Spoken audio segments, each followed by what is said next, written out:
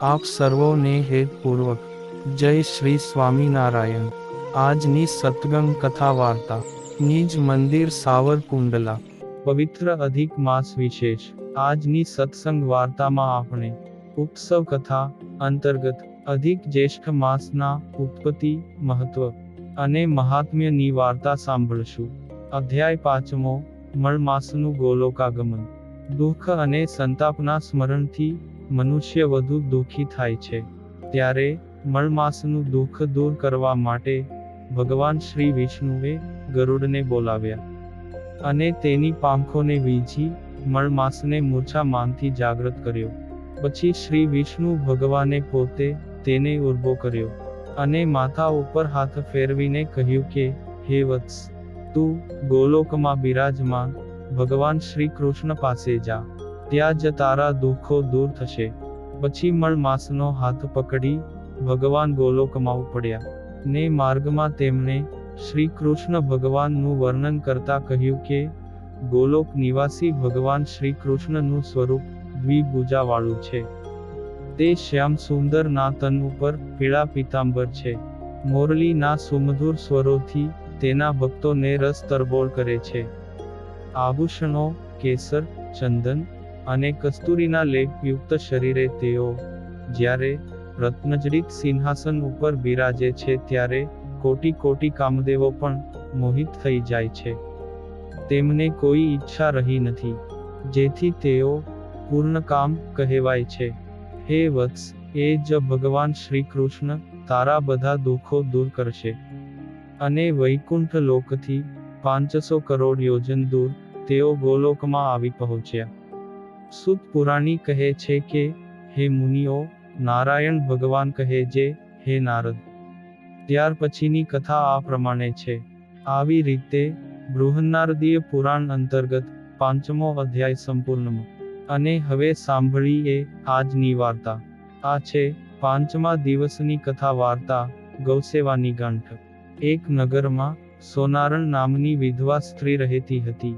તેને સંતાન પણ કની ન હતું। તે નાનકડા ઘરમાં એકલી જ રહેતી હતી ને તે નાનું મોટું કાનિક કામ કરીને પોતાનો નિર્વાહ કરતી હતી। વળી નવરાશમાં તે ભગવાનનું ભજન અને ભક્તિ કરે। એક દિવસ નગરમાં કથા બેઠી। તે સોનારણ રોજ કથા સ્થળે કથા સાંભળવા જાય।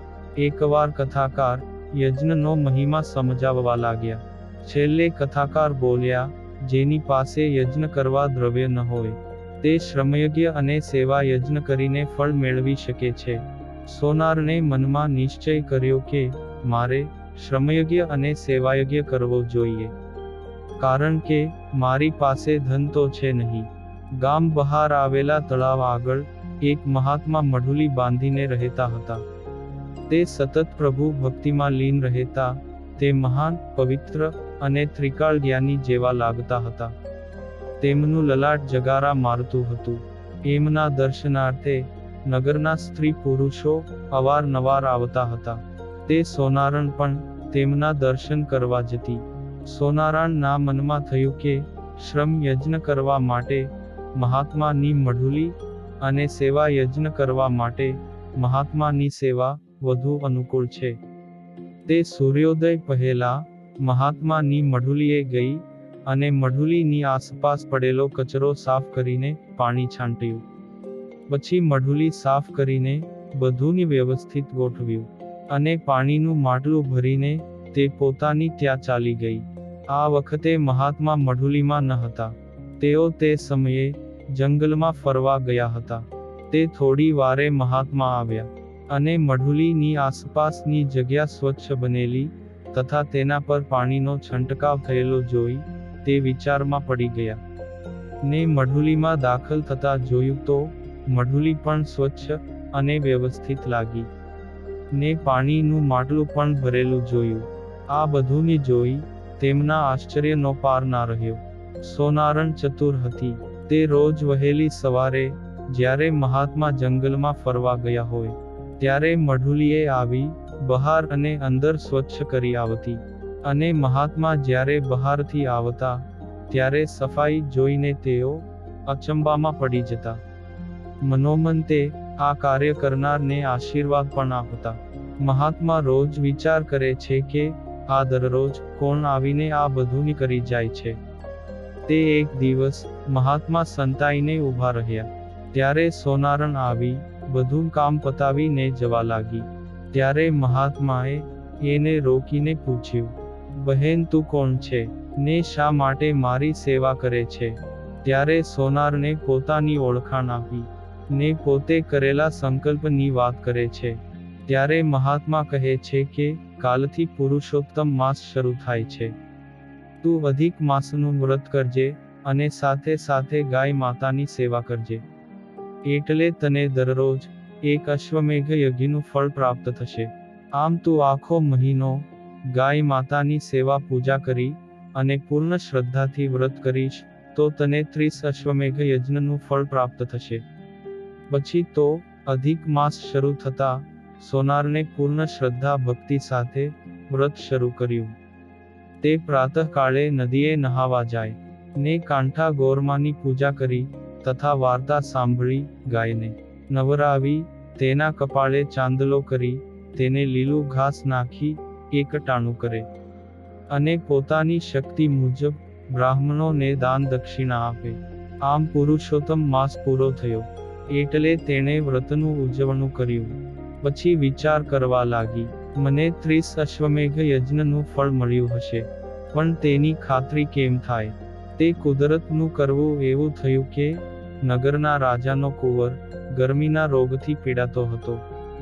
આમ તો તે તંદુરસ્ત અને રૂપાળો હતો પરંતુ આખાય શરીરમાં દાહ ઉઠે ને એવી બળતરા થાય કે તેનાથી તેને ઘડી પણ ચેન ન પડે.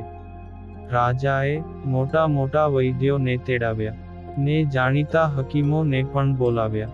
વળી જોગી જતીને પણ આમંત્રણ આપ્યું તથા બુવા ભરાડીને બોલાવીને દોરા ધાગા કરાવ્યા. પીર ફકીરને બોલાવીને તાવીજ કરાવ્યા. આમ ઘણા અખતરા કર્યા પણ કુંવરના શરીરનો દાહ ઘટતો નથી ને બળતરા સતત ચાલુ જ રહી. એવામાં કોઈ સિદ્ધ પુરુષ રાજાના મહેલે આવ્યા. ત્યારે રાજાએ પોતાના કુંવરની બધીએ વાત કરી. તે સિદ્ધ પુરુષે કુંવરના કપાળની રેખાઓને જોઈને કહ્યું કે રાજવી, તમારા કુંવરને કોઈ દવાથી કે મંત્રતંત્રથી પણ સારું થશે નહીં, પરંતુ કોઈ વ્યક્તિ તેને 5 અશ્વમેઘ યજ્ઞનું ફળ અર્પણ કરે તો કુંવરનો દાહ મટે. કેમ કે તમારો કુંવર પૂર્વ ભવના શાપને કારણે ઘણી પીડા ભોગવી રહ્યો છે. સિદ્ધ પુરુષ તો રસ્તો દેખાડીને ચાલતા થયા. એટલે રાજાએ તરત જ પ્રધાનને બોલાવ્યા અને કહ્યું કે આખા નગરમાં ઢંઢેરો પીટાવો કે કોઈ 5 અશ્વમેઘ યજ્ઞનું પુણ્ય કુંવરને અર્પણ કરીને શરીરનો દાહ મટાડે ને જે કોઈ આ કાર્ય પાર પાડશે તેને રાજા તરફથી સારી બક્ષિસ આપવામાં આવશે. 2 દિવસથી નગરમાં ઢંઢેરો પીટાવવામાં આવ્યો છતાંની કોઈ પણ રાજા પાસે આવતું નથી. એટલે રાજા રાણી નિરાશામાં ડૂબી ગયા હતા. તેને કંઈ સૂઝતું ન હતું ને ઉડતી ઉડતી આ વાત સોનારણને કાને પહોંચી. તેણે સાંભળ્યું કે જે કોઈ 5 અશ્વમેઘ યજ્ઞનું ફળ કુંવરને આપે તો એનો દાહ શમી જાય. આ વાત સાંભળીને સોનારણને વિચાર આવ્યો કે પેલા મહાત્માની વાતની ખાતરી કરવાનો આ સારો અવસર છે.